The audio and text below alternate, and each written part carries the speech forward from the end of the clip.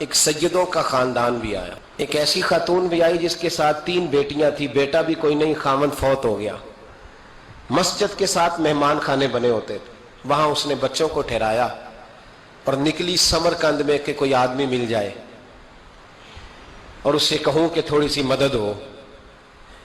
وہ چلتے چلتی ایک سیٹھ کے پاس، رئیس کے پاس پہنچی۔ جن لوگوں کے پاس دولت آتی ہے نا، وہ کئی دفعہ سخت جملے کہنے لگتے ہیں جو اللہ کو پسند نہیں آتے۔ وہ سیٹھ کے پاس گئی تو جا کے کہنے لگی میں غریب ہوں، پریشان ہوں، بلخ میں قحط ہے، سارا زمانہ جانتا ہے، تو میں اس لیے سمرقند آئی ہوں، بیٹیوں کا ساتھ ہے، نہ رہنے کو جگہ ہے، نہ کھانے کو روٹی ہے، نہ پہننے کو کپڑا ہے، مہربانی کر تھوڑی مدد کر۔ کہنے لگا ہو کون؟ تو اس سید زادی نے کان آگے کر کے، ہاں کسی پہ بھی حالات سخت آ سکتے ہیں، اللہ سے ڈرنا چاہیے، کان آگے کر کے نہ کہنے لگی میں سید زادی اور یہاں میرا اپنا کوئی نہیں، مہربانی کر۔ تو وہ سیٹھ صاحب، چودھری صاحب کہنے لگے مجھے کیسے پتا چلے گا تو سید ہے؟ تو سید زادی نے اپنا پلو کھولا اور اپنے آنسو دونوں آنکھوں سے صاف کیے تو کہنے لگی اللہ تیرا بھلا کرے، میں ثابت نہیں کر سکتی کہ میں حضور کا خاندان، میرے پاس کوئی دلیل نہیں، میں نہیں بتا سکتی۔ چل ٹھیک ہے، چلی گئی۔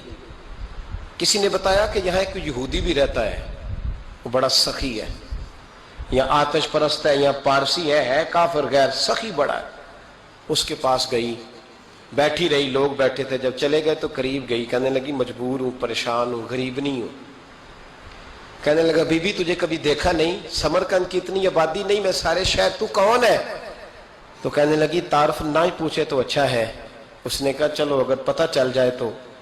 کہنے لگی میں مسلمانوں کے نبی کی اولاد ہوں، مسلمانوں۔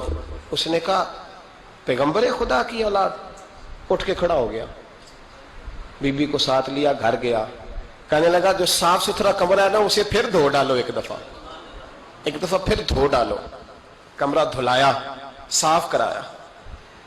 پھر کہنے لگا بی بی میرے برتن زیادہ صاف ستھرے نہیں، میں نئے نہ خرید کے لا دوں۔ پھر نئے برتن لایا۔ پھر اپنے بچوں سے کہنے لگا اونچا نہ بھولنا، یہ سیدہ فاطمہ کی شہزادیاں آئی ہیں، یہاں کوئی شخص اونچی بات نہ کرے۔ پھر کہنے لگا بی بی جو میرا بالکل طیب اور حلال رزق ہے نا، یہ اس میں سے لنگر ہے، لیکن چونکہ میں غیر مسلم ہوں، مجھے سلیقے نہیں آتے، جیسا تیسا بھی ہو نا اسے قبول کر لینا۔ خاتون کو کہنے لگا یہ گھر ہے، جب تک جی چاہے یہاں رہنا، پر دیکھنا ہو سکے تو رات اپنے نبی سے سفارش کرنا، میرا بھی کوئی مسئلہ، میری بھی کوئی قبولیت کہیں ہو جائے۔ وہ مسلمان کہلانے والا رات کو سویا، کہتے جنت سجی ہوئی ہے، لوگ جنت میں جا رہے ہیں، لائنیں لگی ہوئی ہیں، نبی پاک لوگوں کو جنت میں بھیج رہے ہیں۔ میں بھی دوڑ کے لائن میں لگ گیا، فرشتے نے میرا بازو پکڑا، کہا پیچھے ہٹ۔ تو میں دوڑ کے حضور کی بارگاہ میں گیا، میں حضور سارے جنت میں جا رہے ہیں، یہ مجھے نہیں جانے دیتا۔ تو نبی پاک نے فرمایا تو کون ہے؟ کہ یا رسول اللہ میں مسلمان ہوں۔ کہتے حضور مجھ سے فرمانے لگے کوئی دلیل ہے تیرے پاس؟ دلیل ہے کوئی تیرے پاس؟ میں چپ کر گیا۔ فرمایا میری بیٹی تیرے دروازے پر آ ہی گئی تھی تو دلیلیں پوچھنے لگ گیا تھا۔ فرمایا جا دوڑ جا۔ سویرے آنکھ کھلی تو گلیوں میں ڈھونڈتا پھرتا ہے، تلاش کرتا پھرتا ہے، کونے کونے میں جاتا ہے وہ سادات کا گھرانہ کہاں گیا۔ ڈھونڈتے ڈھونڈتے اس غیر مسلم کے دروازے پہ جا کے پہچان لیا تو کہنے لگا خدا کا واسطہ جو تو نے نوکری کی ہے نا ان کی مجھ سے 11 گنا لے لے، یہ سادات کا گھر مجھے دے دے۔ تو کہنے لگا کل تو آتا تو شاید بات اور ہوتی، آج بات اور ہے۔